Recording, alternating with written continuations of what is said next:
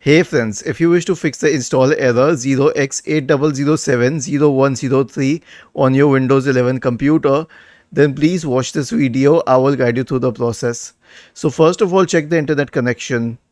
Go to fast.com and check the internet speed at fast.com. Is it good enough? If yes, then proceed to the next solution, which is to run the Windows Update Troubleshooter. Right click on the Start button and select Settings from the menu. Now go to the System tab on the list on the left hand side. In the right pane, select Troubleshoot, then select Other Troubleshooters and click on Run corresponding to the Windows Update Troubleshooter. The last solution will be to reset Windows Update components. Now we have a script for this, so all you need to do is copy this script, then search for command prompt in the Windows search bar and click on Run as Administrator. Paste the script here and hit enter. Now I'll tell you what this script does. It will stop the services associated with Windows updates. It will delete the Windows Update profile. It will delete the contents of the software distribution and cat2 folders.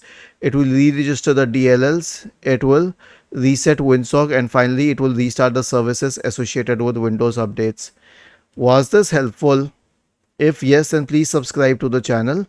If not, then let us know in the comment section of the video on how we could help you further. Thank you for watching this video and have a nice day.